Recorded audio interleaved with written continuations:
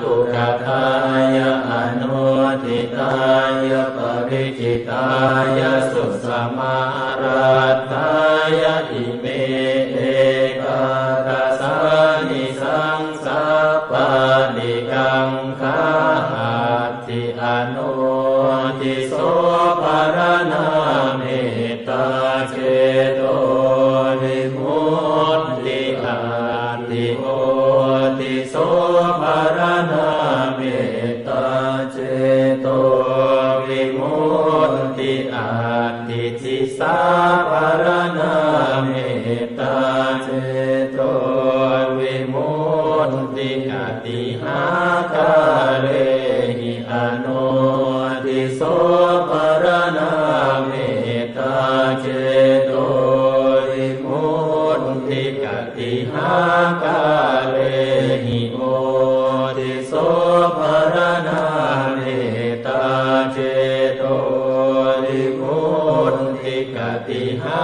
คาเรหิติสาภรณาเมตตาเจโตวิมุตติปัญจหาคาเรหิอนุทิโสภรณาเมตตาเจโตวิมุตติสัตตหาคาเรหิโอติโสภรณาเมตตาเจโตวิมุตติทัสสะหาคาเรหิติสาภรณาเมตตาเจโตวิมุตติกัตตะเมหิปัญจหาคาเรหิอนุทิโสภรณาเมตตาเจโตวิมุตติสัพเพสัตตาอเวราอภยาปัจจานิฆาสุขีอัตตานังปริหารันตุสัพเพปานาอเวราอภยา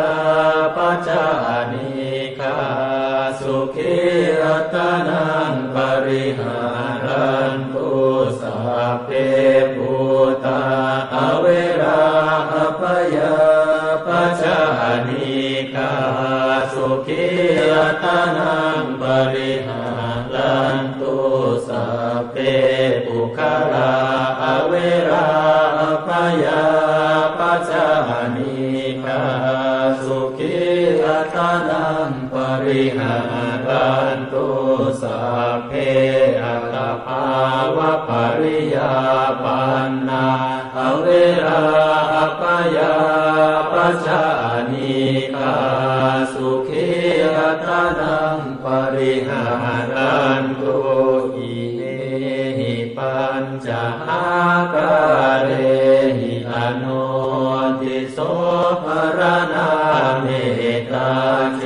โตวิมุตติกัตตะเมหิสัตตหาคาเรหิโอติโสภรณาเมตตาเจโตวิมุตติสัพพะอิติโยอเวราอภยาปัจจานิฆาสุขีอัตตานังปริหารันตุสัพเพปุริสาอเวราอภยาปัจจานิฆาสุขีอัตตานังปริหารันตุสัพเพอริยาอเวราอภยาปัจจานิฆาสุขีอัตตานังปริหารันตุสัพเพอนาริยาอเวราอภยาปัจจานิฆาสุขีอัตตานังปริหารันตุสัพเพเทวาอเวราอภยาปัจจานิฆาสุขีอัตตานังปริหารันตุสัพเพมนุสาอเวราอภยาปัจจานิฆาสุขีอัตตานังปริหารันตุสัพ ติกาอเวราปยาปัจจานิกาสุขีอัตานังปริหารันตุอิเมหิสัตตาคาเรหิโอติโสปรณาเมตตาเจโตวิมุตติกัตตะเมหิทาสหคาเรหิติสาปรณาเมตตาเจโตวิมุตติสัพเพปุราทินายติสายสัตตาอเวราปยาปัจจานิกาสุขีอัตานังปริหารันตุสัพเพปัจฉิมายติสายสัตตาอเวราปยาปัจจานิกาสุขีอัตานังปริหารันตุสัพเพอุตตรายติสายสัตตาอเวราปยาปัจจานิกาสุขีอัตานังปริหารันตุสัพเพทักขินายติสายสัตตาอเวราปยาปัจจานิกาสุขีอัตานังปริหารันตุสัพเพปุราติมายาอนุทิสายสัตตาอเวราปยาปัจจานิกาสุขีอัตานังปริหารันตุสัพเพปัจฉิมายาอนุทิสายสัตตาอเวราปยาปัจจานิกาสุขีอัตานังปริหารันตุสัพเพอุตตรายาอนุทิสายสัตตาอเวราปยาปัจจานิกาสุขีอัตานังปริหารันตุสัพเพทักขินายาอนุทิสายสัตตาอเวราปยาปัจจานิกาสุขีอัตานังปริหารันตุสัพเพเหติมายติสายสัตตาอเวราปยาปัจจานิกาสุขีอัตานังปริหารันตุสัพเพอุปาริมายติสายสัตตาอเวราปยา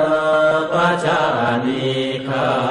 สุขีอัตานังปริหารันตุอิเมหิทัสสหกาเรหิติสายปรณาเมตตาเจโตวิมุตติ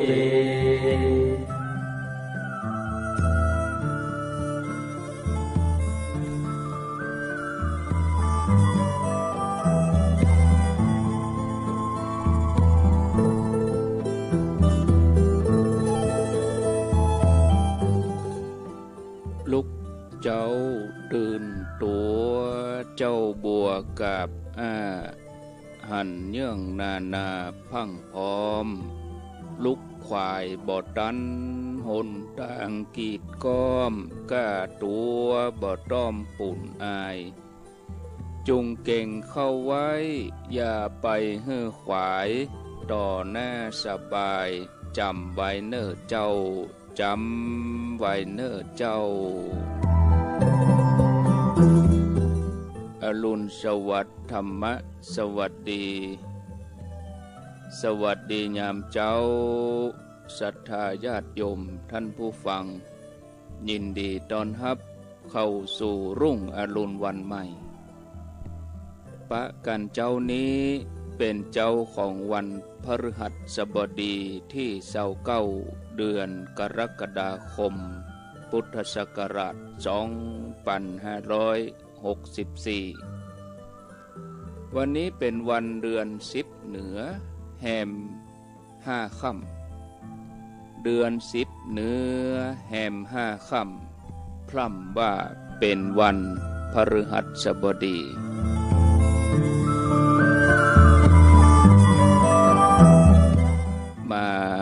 มาพบกับญาติโยมตันสาธุชนคนดีทั้งหลายในรายการเสียงธรรมแสงอรุณดำเนินรายการโดยอัตมภาพพระครูอภิวัฒนวิกรมวัดปากดังเจริญตำบลดอยหล่ออำเภอดอยหล่อจังหวัดเชียงใหม่เวลา5:30เป็นต้นไปไผที่ยังบ่ลุกก็ลุกมาเห็นเน้อลุกมาได้แล้วตื่นมาได้แล้วหลับลุกเจ้ากินพักดังป่ายหลับลุกขวายกินพักดังเกาลุกเจ้าได้หลายลุกขวายได้น้อยลุกเจ้าเป็นเจ้าดังหลายลุกขวายป่าฮือลูกหลานเป็นหนี้เป็นค่าเน้อตื่นมาอย่าเน้อลุกมาอย่าเน้อลุกเน้อลุกเน้อลุกตื่นตื่นได้แล้วลุกได้แล้วหลับลุกเจ้าเป็นเจ้าทั้งหลายหลับลุกขวายป่าฮือลูกหลานเป็นหนี้เป็นค่าลุกเจ้าได้หลายลุกขวายได้น้อยหลับลุกเจ้ากินพักดังป่ายหลับลุกขวายกินพักดังเกาลุกมาเหียนเน้อความรู้สึกหดหู่ท้อแท้หมดกำลังใจเพราะปะกับความทุกข์ยากลำบากอุปสรรคปัญหาที่แสนสาหัสในขณะที่กำลังได้รับผลของวิบากกรรมผลวิบากกรรมที่ส่งมายังฮือหลายคนอยากจะตัดสินใจเพื่อจะยุติปัญหาปนจากทุกข์ในปัจจุบันเขาจังได้หันข่าวออกตามหนังสือพิมพ์ออกตามโทรทัศน์ได้ฟังทางวิทยุว่าบางครอบครัวนี่ก็จะต้องตัดสินปัญหาสิ่งเหล่านั้นบ่ใจต่างแก้ปัญหาที่แท้ก็ขอให้เชื่อเถอะว่าคุณค่าในตัวเฮานี่มีความยิ่งใหญ่เกินกว่าที่เฮาจะเข้าใจได้ความทุกข์เป็นดังหมอกควันที่ปกคลุมแสงตะวันบ่ฮือส่องแสงมาความทุกข์ก็เหมือนหมอกควันที่ปกห่มใจอย่างเรื่องราวที่เกิดขึ้นในสมัยพุทธกาลมีนางตาสีอยู่คนหนึ่งชื่อว่านางลัชชุมาลานางลัชชุมาลานี่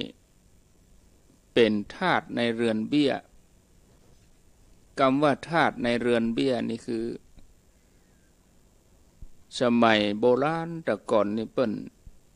มีระบบทาสกันเนาะมีการซื้อขายทาสกันคำว่าทาสในเรือนเบี้ยคือเกิดมาก็เป็นทาสเลยบ่ได้ไปทำอาชีพอื่นเพราะพ่อแม่นี่เป็นทาสของตระกูลพราหมณ์คนหนึ่งอยู่ในกรุงสาวัตถีวันหนึ่งตระกูลนั้นได้มีงาน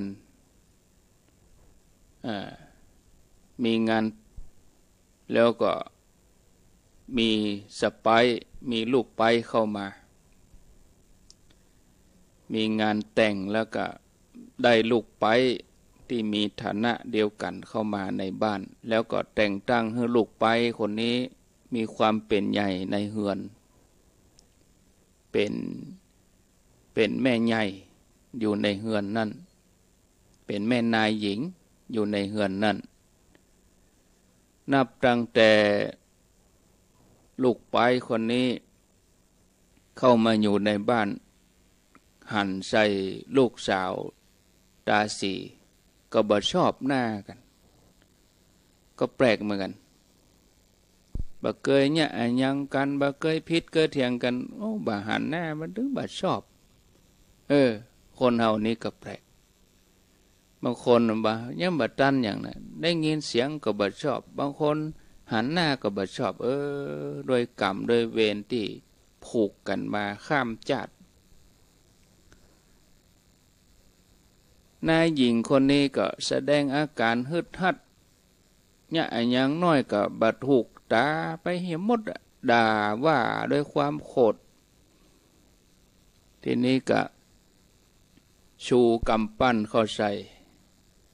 จะบุบจะตีนะยื้อมือเข้าไปยกมือเข้าไปจะบุบจะตีลูกสาวตาสีคนนั้นเมื่อลูกสาวตาสีคนนั้นใหญ่ขึ้นมาหมอกปอจะทำการทำงานได้นายหญิงนี่ก็ใจตึงเข่าตึงศอกตึงมัดบุบตีนะบุบตีทาสในเรือนเบี้ยนี่โอ้ข่มเปิ้นรังแกเปิ้นข่มเหงเต็งเต็กรังแกเบียดเบียนเมื่อเบียดเบียนอยู่อย่างนี้ก็บ่มีเหตุผลสมควรนะสักเทื่อก็จิกผมนะใจตึงมือตึงเท้าทีบอย่างเต็มแห่งนะตาสีนั่นก็เมื่อโดนทำร้ายบ่อยๆก็โอ้ตุกเนาะขัดขืนก็บ่ได้โดนลงโทษโดยที่บ่มีเหตุผลก็ไปศาลาไปลงศาลาอาบน้ำแล้วก็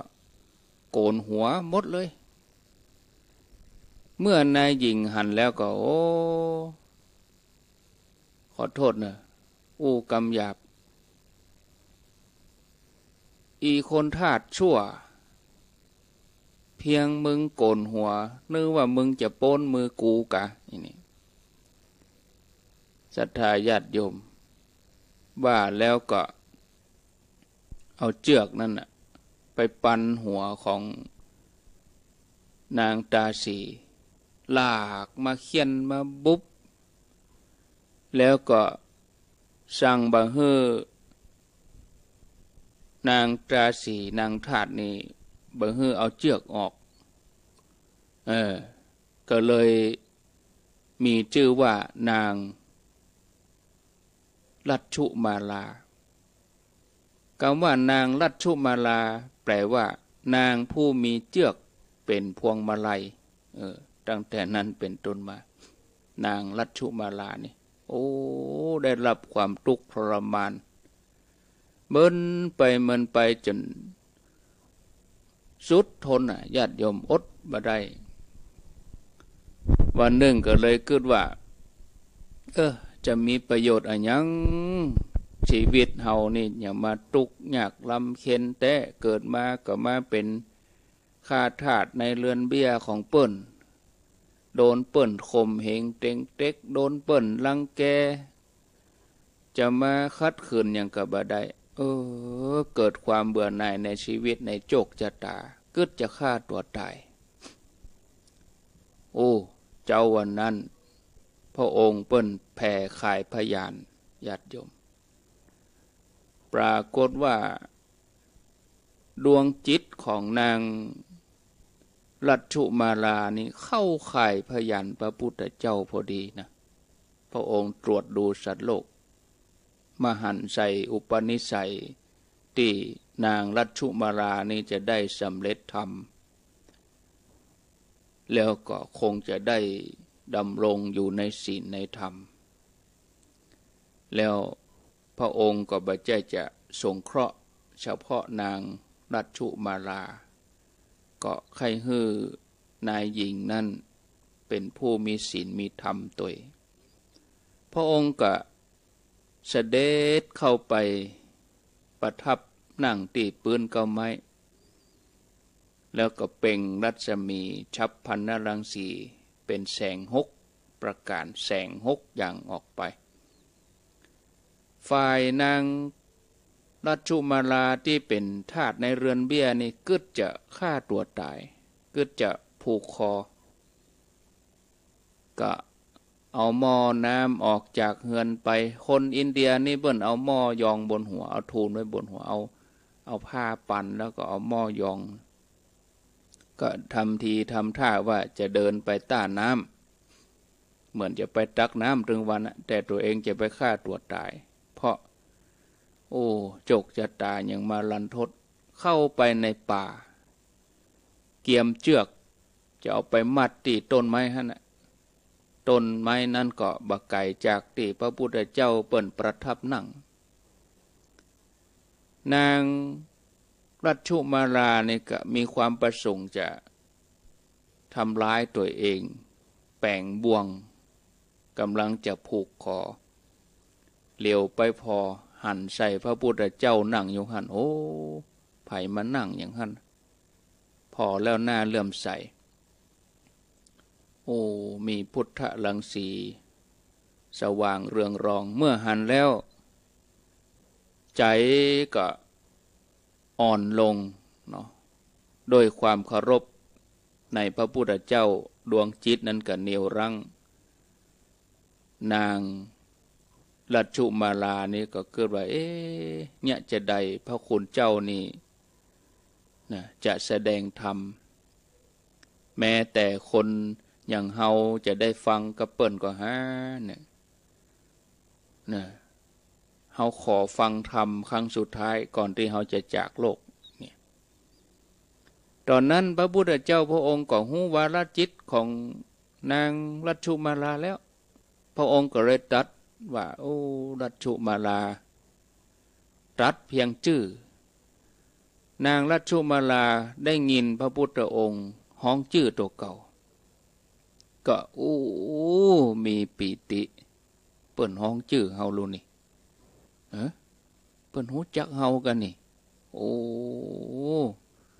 เหมือนกับได้น้ำติบมาสโลมใจปีติไหลเข้ามาในใจบักขาดก็สวะเจือกหมอบกันการเข้าไปหาพระพุทธเจ้าแล้วก็ไหวอยู่ที่สมควรของตนพระองค์ก็ทรงตรัสสอนอนุบุพิกถาแล้วก็ตรัสอริยสัจสี่ให้แก่นางทันใดนั้นนางก็สำเร็จเป็นโสดาบันศรัทธาญาติโยมพระองค์ทรงดำริว่าโอ้บัดเดี๋ยวนี้เธอเกิดใหม่แล้วเนอะแต่กี้เธอตายไปละดวงจิตนั้นเธอตายไปคนเก่าบ่มีแล้วบัดเดี๋ยวนี้เธอเกิดใหม่แล้วว่าอย่างนี้ตรัสอย่างนี้แล้วพระองค์ก็เสด็จไปฝ่ายนางรัชชุมาลาเมื่อได้ชีวิตใหม่เกิดใหม่เป็นโสดาบันจิตใจสะอาดผ่องใสก็มีผิวพรรณวรรณะมีพลังใจมีกำลังใจละความคิดที่จะฆ่าตัวตายก็เลยเกิดว่าโอ้นายหญิงจะฆ่าหรือว่าเบียดเบียนเฮาหรือว่าจะเนี่ยอย่างใดอย่างหนึ่งก็เฮาก็จ้างเตอะนะเสร็จแล้วก็เอาหม้อไปตักน้ำเอาใส่ยองบนหัวก็เตี้ยวปิกไปบ้านเหมือนเก่าฝ่ายนายหญิงยืนอยู่ที่ประตูหน้าบ้านหันใส่นางรัชชุมาลาแล้วก็ถามว่าวันนี้ยังไปมนเมาไปที่ไหนไปเมินแตะเมินว่านะไปตักน้ำตัวอีบ่ได้ไปเมินโอ้ศรัทธาญาติโยมพอผิวพรรณของนางรัชชุมาลาก็ผ่องใสหน้าแบบเปลี่ยนเนาะเป็นจะได้เนาะกูเตื้อว่าอย่างฮือนี่ ฮึดหัดหน่อยมีหน่อยวันนี้เนี่ยมาหน้าตาผ่องใสโอ้เปลี่ยนไปเพราะอย่างนางรัชชุมาลานี่ก็เลยเล่าความจริงให้นายหญิงฟังนายหญิงก็ค่าได้ผิวพรรณงดงามค่าได้หน้าตาดีงามอย่างอันพ้องได้ยินอย่างนั้นก็เข้าไปแล้วก็บอกว่าตั้งนี้ไปกะบ่ต้องไปเนี่ยอย่างเฮือนนางรัชชุมาลาแล้วก็เนี่ยแล้วก็ไปที่สำนักพระพุทธเจ้าถวายบังคมแล้วก็นิมนต์พระพุทธเจ้ามาที่บ้านอังกาศเลี้ยงดูถวายของเกี้ยวของจันพระองค์เสวยแล้วพระองค์ก็นั่งประทับ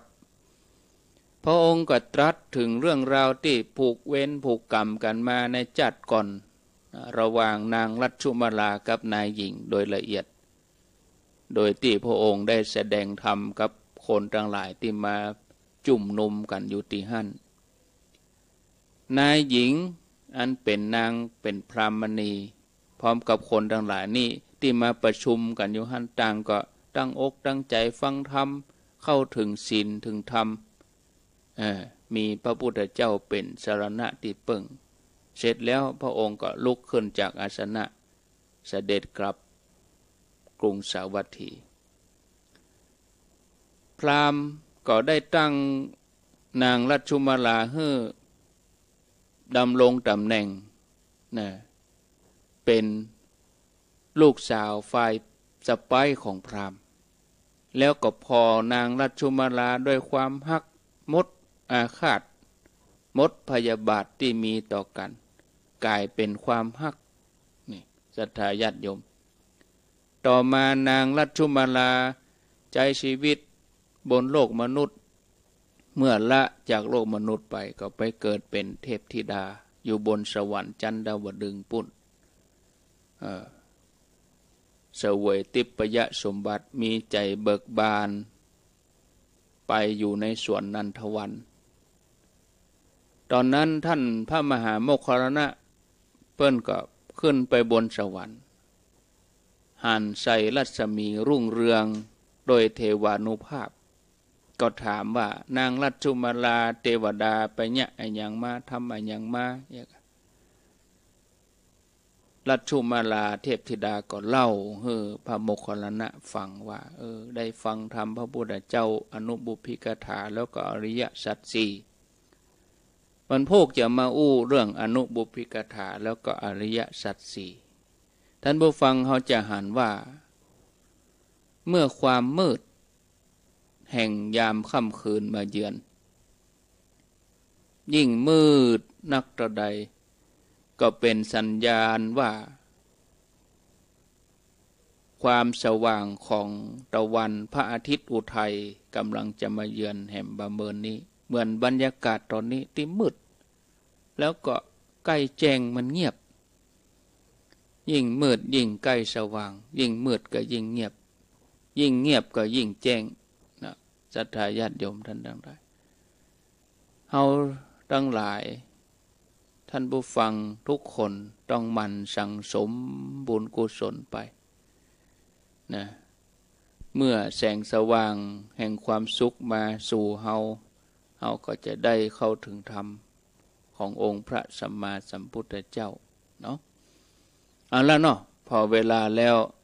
ตีห้ากับ52-53 นาทีก็วันนี้ก็เชิญติดตามฟังเทศต่อบ่าย3วันนี้วันพฤหัสบดีแถม2 ตนแต่ว่านี้2 รูป 2 ตนวันนี้ก็บ่าย3ถึง5 โมงแรงวันพฤหัสบดีนี่บ่าย3 ถึง 4 โมงพระครูสังฆลักษณอัตถรัตนสิริวัดหริการามเรื่องมงคล38 4 โมงถึง 5 โมงก็พระอธิการจำนันสุธีโรเวียงเป่าเป้าบนเรื่องกันธนกุมารวันพุธวันศุกร์ก็มีแถม2 ตนจากพระคุณเจ้าในเมืองเชียงใหม่แล้วก็จังหวัดพะเยาวันพุธวันศุกร์ วันศุกร์วันพุธนี่เรื่องนางหมากปีนคำเนี่ยบ่าย3 ถึง 4 โมง4 โมงถึง 5 โมงเรื่องพระอภัยมณีนั่นพระคุณเจ้าที่เปิ้นจะมาเทศธรรมช่วงบ่าย3นี้9 ตนกัน9 ผูก9 เรื่องดอกโอ้อันนี้เปิ้นฮ้องว่าคืนกำไรให้กับคนฟังคนเท่าก็โอ้ได้ฟังธรรมเมืองในห่วงในห่วงพรรษาเอาบ่ได้ไปวัดบ่ได้ฟังธรรมที่วัดเอาก็มาฟังธรรมที่วิทยุนี่เอาเนาะเฉพาะเจียงใหม่ละปูนเฉพาะเมืองฝางเด้อเจียงไฮ้เวียงปะเป้านิ่มได้งี้นะเฉพาะคลื่นที่เจียงใหม่เฉพาะคลื่นที่ละปูนเมืองฝางแม่แจ่มดังวังเหนือดังลำปางดังพะเยานี่ได้ยินเนาะหมดสิทธิ์ถ้าใครฟังก็เข้าดังระบบ Facebook เข้าดัง YouTube ฟังดังออนไลน์เนอะของวัดไฟหินคลื่น 104.50 เปิ้นดึงถ่ายทอดให้ตลอดบัดจ้างก็ให้ลูกหลานแปลงให้หรือบางอันก็เข้ากลุ่มสารธรรมยามแรงหรือว่าเข้ากลุ่มธรรมะคลื่นสีขาวสำหรับคนเฒ่าคนแก่ที่ไม่สามารถจะเปิดวิทยุฟังได้อยู่ไกลแต่ใครฟังแต่หมู่ที่อยู่ใกล้นี่สะดวกฟังก็ดีแต่เนาะอนุโมทนาเนอะศรัทธาญาติโยมท่านสาธุชนทุกคนทุกท่านพอเวลาแล้วก็หมดลงสำหรับอาตมาภาพแถม5 นาทีสุดท้ายญาติโยมจะโทรเข้ามาสนทนาอุจาก็ขอเจริญปอนเจิญได้โทรศัพท์เข้ามา